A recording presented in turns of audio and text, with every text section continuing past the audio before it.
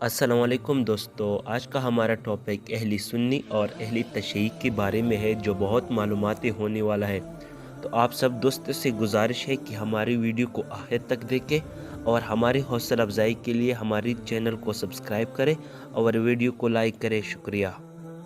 شیعہ اور سنی اسلام کے دو بڑی فرقے ہیں۔ سنی دنیا کے 80% جبکہ شیعہ کی آبادی 20% کی ہے۔ پاکستان کی تقریباً 18% آبادی کا تعلق شیعہ فرقے سے ہے۔ ہزاروں سالوں سے یہ دونوں جماعت ایک دوسرے کے ساتھ رہتی نظر آتی ہے، مگر اس کے باوجود یہ دونوں جماعتوں کے درمیان ایک کافی گہرا اور نہ ختم ہونے والا لکیر بھی نظر آتی ہے۔ آج کی اس ویڈیو میں ہم ان دونوں جماعتوں کے درمیان کچھ ایسے اختلافات کا ذکر کریں گے جو کہ صدیوں سے ان کے درمیان میں موجود ہیں۔ تو چلیے شروع کرتے ہیں اپنی آج کی اس ایپیسوڈ کو۔ نمبر 1، اہل سنی اور اہل تشیع کے درمیان پہلے اختلاف اس وقت درپیش آیا جب حضرت محمد صلی اللہ علیہ وسلم کے وصال کے بعد خلیفوں کو چننے کا مسئلہ درپیش آیا تھا۔ ایک جماعت نے کہا کہ رسول اللہ صلی اللہ علیہ وسلم کے وصال کے بعد جانشین ان کے خاندان سے ہونا چاہیے، جبکہ دوسری جماعت نے صحابہ کرام میں سے خلیفہ چننے کا مشورہ دیا۔ آگے چل کر پہلی گروہ کو شیعہ کہلانے لگے جبکہ دوسری گروہ کو اہل سنت کے نام سے مشہور ہوئے۔ نمبر 2، شیعہ کو تمام مسلمانوں سے الگ کرنے والا عمل ان کا ماتم ہے، جبکہ یہ لوگ محرم الحرام کے دنوں میں کرتے ہیں۔ ان کے مطابق کربلا کے میدان میں نواسہ رسول صلی اللہ علیہ وسلم کو شہید کرنے کے بعد ان کے خاندان کے ساتھ نامناسب سلوک کیا گیا، اس کے غم میں شیعہ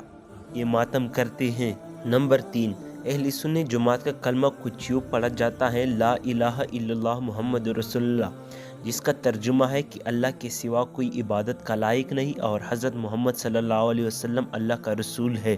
جبکہ اہل شیعہ کا کلمہ کچھ یوں پڑھا جاتا ہے: لا الہ الا اللہ محمد رسول اللہ، علی ولی اللہ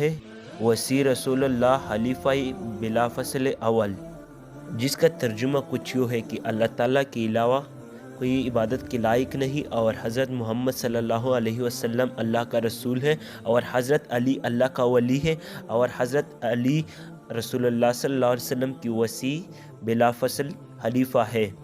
نعوذ باللہ، اس کلمے کے آخر کا حصہ پر اہل سنی اور دیگر فرقوں کی اختلافات رکھتے ہیں اور وہ کہ حضرت علی رضی اللہ شیعوں کے مطابق رسول اللہ صلی اللہ علیہ وسلم کے بلا فیصلہ صحابی یا بلا فیصلہ خلیفہ ہیں، جبکہ اہل سنت کے مطابق حضرت علی رضی اللہ تعالیٰ عنہ اسلام کے چوتھے خلیفہ ہیں، جن کو حضرت ابو بکر رضی اللہ، حضرت عمر رضی اللہ، حضرت عثمان رضی اللہ کے بعد خلافت ملی۔ نمبر 4، کیا سنی اور شیعہ جماعتوں کے قرآن ایک ہی ہے؟ اس بات کا جواب یہ ہے ہاں اور نہ بھی، کیونکہ دونوں جماعتوں کی قرآن عربی میں ہے تو بالکل سیم ہے، جبکہ ان کے ترجمے اور تشریح میں فرق موجود ہے۔ نمبر 5، اہل سنت احادیث کی روشنی میں دن میں 5 نمازیں ادا کرتے ہیں، جبکہ اہل شیعہ دن میں 5 نمازیں ہی پڑھتے ہیں، لیکن یہ اپنی بعض نمازیں ملا کر اور دن میں صرف 3 نمازیں ہی ادا کرتے ہیں۔ نمبر 6، سنی جماعت ماہ رمضان کے دوران 20 رکعت نماز تراویح ادا کرتے ہیں، جبکہ اہل شیعہ نماز تراویح کو حضرت عمر رضی اللہ کی طرف سے ایجاد کردہ ایک بدعت خیال کرتے ہیں، چونکہ وہ لوگ حضرت عمر رضی اللہ تعالیٰ عنہ کے بہت زیادہ خلاف ہیں، اس لیے ان کے ہاں نماز تراویح پڑھنے کا رواج نہیں ہے۔ نمبر 7، اہل تشیع حضرت علی رضی اللہ تعالیٰ عنہ کو تمام انبیاء کراموں سے افضل تسلیم کرتے ہیں، جس کے توسط میں وہ لوگ یہ حدیث بیان کرتے ہیں کہ حضرت محمد صلی اللہ علیہ وسلم نے حضرت علی کو اپنا نفس قرار دیا ہے، جبکہ سنی حضرات حضرت علی رضی اللہ تعالیٰ عنہ کو انبیاء کرام سے افضل تسلیم نہیں کرتے۔ یہ لوگ حضرت علی کو چوتھے خلیفہ اور داماد رسول صلی اللہ علیہ وسلم کے نام سے ہی جانتے ہیں۔ نمبر 8،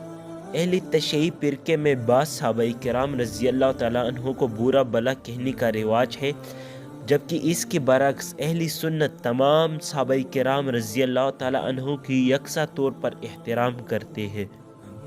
نمبر 9، یہ دونوں فرقے قرب قیامت حضرت امام مہدی کی ظہور پر یقین رکھتے ہیں، مگر اہل تشیع کے مطابق حضرت امام مہدی ان کے 12ویں امام ہیں جو کہ پیدا ہو چکے ہیں اور وہ کسی غار کے اندر پوشیدہ ہے، جبکہ اہل سنت کے مطابق حضرت امام مہدی پیدا نہیں ہوا ہے اور انہیں پیدا ہونا ہے، دنیا کے سامنے ظاہر ہونا ہے۔